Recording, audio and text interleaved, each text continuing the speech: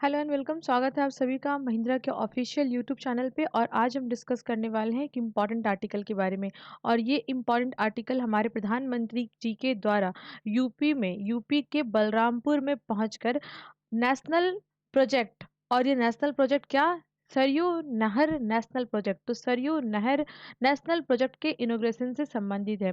तो चलिए आज के इस डिस्कशन में ये जानने की कोशिश करते हैं कि सरयू नहर जो है कितना इम्पोर्टेंस है और क्या बैकग्राउंड रहा है सरयू नहर का। चलिए डिस्कशन स्टार्ट करते हैं। लेकिन इस पूरी डिस्कशन को स्टार्ट करने से पहले हम थोड़े रिवर के बारे में जान लेते हैं।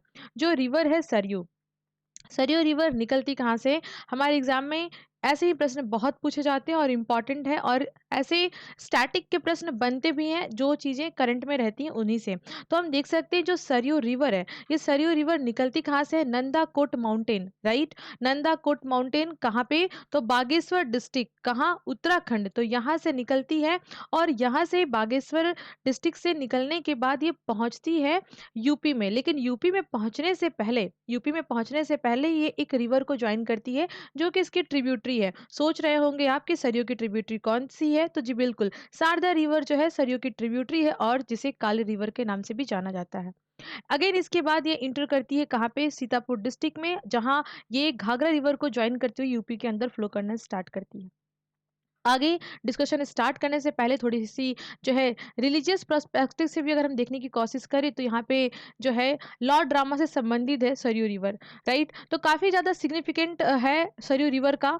और अब बात करते हैं नहर के बारे में। तो देखिए, आज के दिन यानी 11 दिसंबर को हमारे प्रधानमंत्री जी ने यूपी के बलरामपुर में पहुंचकर इस प्रोजेक्ट की जो है हम कह सकते हैं उद्घाटन कर दिया है। वैसे ये प्रोजेक्ट काफ़ी हम कह सकते हैं काफ़ी समय से पेंडिंग रहा है।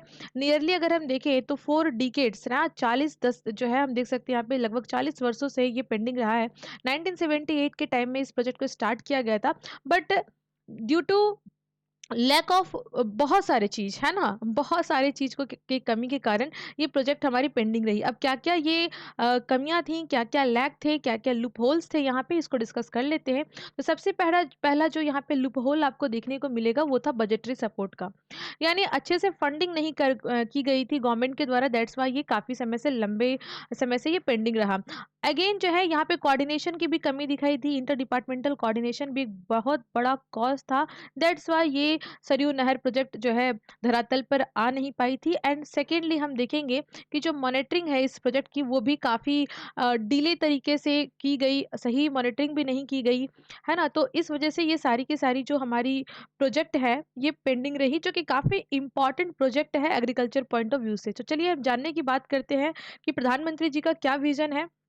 तो हम देख सकते हैं हमारे प्रधानमंत्री जी का विज़न जो है वो बहुत ही ज़्यादा हम कह सकते हैं कृषि फ्रेंडली और फार्मर फ्रेंडली, अगर हम कहें तो इसमें कोई गलत बात नहीं मिलेगी आपको देखने को। तो यहाँ पे हम देख सकते हैं कि ये जो फार्मर वेलफेयर एंड एम्पावरमेंट एक बहुत बड़ा एजेंडा है गवर्नमेंट का। और इसको प्रायोरिटाइज देने के लिए ऐसे प्रोजेक्ट, पेंडिंग प्रोजेक्ट को प्रधानमंत्री जल्दी से जल्दी जो है क्लियर करना चाहते हैं। और इसी फोकस में ये सरयू नहर प्रोजेक्ट भी एक उन्हीं में से एक है।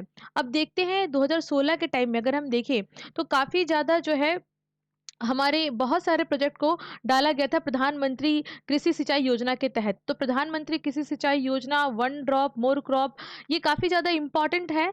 और इसी समय सरयू नहर को सिंचाई योजना के तहत जो है यहाँ पे इंक्लूड किया गया। एंड इस पे काम जो है बिल्कुल टाइम बाउंड मैनर में स्टार्ट की गई। देखो, टाइम बाउंड मैनर में जब हम कोई काम को स्टार्ट करते हैं ना, वो काम बहुत ही रैपिड तरीके से हम कर पाते हैं। बिकॉज़ अगर कोई प्रोजेक्ट हम स्टार्ट कर दिया और हमारे पास कोई टाइम फ्रेम ना हो, लिमिटेशन ना हो टाइम की, तो वो थोड़ा जो है डिले होते रहता है और थोड़ी-सी लेथार्जिक अप्रोच हमारी हो जाती है। तो ये काफ़ी ज़्यादा इम्पोर्टेंट है। काफ़ी ज़्यादा प्रयास किए गए हैं यहाँ पे गवर्नमेंट के द्वारा। एंड काफ़ी ज़्यादा इनोवेटिव सॉल्यूशन को भी लाया गया है सो दैट कि इस प्रोजेक्ट को जल्दी से जल्दी किया जा सके। तो ऐसे प्रोजेक्ट को जल्दी से जल्दी करने के लिए ज़मीन की आवश्यकता पड़ती है, तो गवर्नमेंट ने जो है लैंड एक्विजिशन के लिए भी बहुत प्रावधान किए। इवन हमारे यहाँ तो लैंड एक्विजिशन बिल भी 2015 में पास किया गया था पार्लियामेंट में, जो थोड़ा कंट्रोवर्शियल रहा था। अगेन हम यहाँ पे देखेंगे कि लैंड एक्विजिशन के थ्रू जो है गवर्नमेंट नए कंस्ट्रक्ट करेगी canals, right, so that agriculture के लिए जो फार्मर्स है हमें उन्हें सही तरीके से वाटर सप्लाई हो सके, ताकि इरिगेशन जो है उनकी अच्छे से हो सके। जो क्रिटिकल गैप होते हैं इस प्रोजेक्ट के अंदर उसको सही तरीके से सॉल्व किया गया, मॉनिटरिंग की गई, और काफ़ी ज़्यादा मतलब हम कह सकते हैं गवर्नमेंट के ऑनेस्टली प्रयास के बाद जो है ये लगभग 4 साल के लगभग 4 साल के हार्ड वर्क का रिजल्ट है कि सरयू नहर प्रोजेक्ट हमारे सामने है। चलिए बात करते हैं यहाँ पे इस नहर प्रोजेक्ट के बारे में। तो टोटल कॉस्ट कितना लगा है, तो हम देख सकते हैं 9,800 करोड़ का ये पूरा का पूरा प्रोजेक्ट है। अगेन हम देखेंगे तो out of which 4,600 crore rupees जो है वो प्रोवाइड किए गए हैं अभी तक, मतलब लास्ट 4 सालों में ये 4,600 करोड़ रुपए के आसपास की धनराशि जो है प्रोवाइड की गई है। अगेन हम यहाँ पे देखेंगे इस प्रोजेक्ट के तहत जो है इंटरलिंकिंग किए जाएंगे रिवर्स को। मैं कल ही आपको बताई थी गवर्नमेंट की एक बहुत ही एम्बिशियस प्रोजेक्ट चल रही है, इंटरलिंकिंग ऑफ वाटर, राइट। और मैं ये आपको बताई थी कि ये हमारी एक जो है स्पेशल बॉडी के द्वारा मॉनिटर किया जाता है, दैट इज अ नीरा, ये आपको याद रखना है। और ये भी आपको याद रखना है जो कल मैं बताई थी आपको कि हमारी जो नेशनल वाटर डेवलपमेंट जो हमारी अथॉरिटी है उसको रिप्लेस कर चुकी है नीरा, और ये काफी रिसेंट है, याद रखेंगे। तो यहाँ पे हम देख सकते हैं कि इंटरलिंकिंग प्रोजेक्ट के तहत 5 नदियों पे फोकस किया गया है, और ये 5 नदियां कौन कौन सी है, घाघरा, सरयू, राप्ती, और यहाँ पे आप देख सकते हो बाणगंगा एंड रोहिणी। तो ये जो है 5 नदियां हैं, और ये काफी इंश्योर किया जाएगा कि बहुत ज्यादा मतलब हम कह सकते हो ऑप्टिमम यूटिलाइजेशन जो हो सकता है वाटर रिसोर्सेज का वो इस क्षेत्र में किया जाएगा। मैक्सिमम यूटिलाइजेशन रिसोर्सेज का होना जो है काफ़ी अच्छा है, बट सही मैनर में किया जाए तो ज़्यादा रिजल्ट अच्छा देखने को मिलेगा। अगेन हम यहाँ बात करेंगे इस प्रोजेक्ट के तहत ये भी एश्योर किया जाएगा वाटर इरिगेशन, राइट। तो ऑब्वियस सी बात है ये नहर प्रोजेक्ट और ये जो कैनल बनाने के लिए सरकार लैंड एक्विजिशन कर रही है, तो इसके पीछे मात्र एक उद्देश्य है कि इरिगेशन को जो है हमारा बूस्ट करना, बिकॉज हमारे फार्मर जो है वो भगवान भरोसे रहते हैं। दैट सिंपली मीन्स कि हमारी जो खेती होती है वो मौसम भरोसे होती है, बिकॉज पानी का बहुत इशू होता है, सिंचाई की बहुत बड़ी इशू होती है। तो दैट्स वाई ये इंश्योर करना भी सरकार की बहुत बड़ी अकाउंटेबिलिटी है, रिस्पॉन्सिबिलिटी है जो सरकार हैंडल कर रही है। और इसके तहत ये देखने को मिलेगा कि हमें 14 lakh hectare, right, 14 lakh hectare जो है कि जमीन में यहाँ पे इरिगेशन हो सकेगा, जिससे जो है लगभग 29 लाख फार्मर को काफ़ी ज़्यादा फायदा यहाँ पे देखने को मिलेगा। और ये जो है लगभग 6,200 विलेज को कवर करेंगे, यानी जो है 6,200 विलेज के 29 लाख किसान को इससे फायदा मिलने वाला है। चलिए हम बात करेंगे इसके बाद, तो हम यहाँ देखेंगे कि यूपी के eastern UP, specifically eastern UP, और अभी चूंकि चुनाव है यूपी के अंदर तो काफ़ी ज़्यादा ये रीजन जो है अपने एग्रीकल्चर और बहुत सारी चीज़ों के कारण काफ़ी ज़्यादा न्यूज़ में भी बना हुआ है। तो आप ये देख सकते हो कि जो 9 डिस्ट्रिक्ट है ईस्टर्न यूपी के, है ना, अब ये हम देख सकते हैं कौन कौन से हैं। तो ये आपको दिखाई दे रहा है बहराइच, उसके बाद श्रावस्ती, वेरी हिस्टोरिकल एरिया है यहाँ का, एंड उसके बाद हम देख सकते हैं बलरामपुर, गोंडा, एंड यहाँ पे आप देख सकते हो Siddharthnagar is also very important. और मुझे जल्दी से ये बताइएगा कमेंट में कि सिद्धार्थनगर का पूरा नाम क्या था। एंड इसके बाद यहाँ पे हम देखेंगे बस्ती, और यहाँ पे संत Kabir Nagar is also important जो है। यहाँ पे हम देख सकते हैं गोरखपुर रीजन्स, एंड उसके बाद आपको यहाँ पे दिखाई देगा हम यहाँ देख सकते हैं महाराजगंज, राइट। तो ये सारे के सारे यूपी के डिस्ट्रिक्ट इससे काफ़ी ज़्यादा बेनिफिटेड होंगे।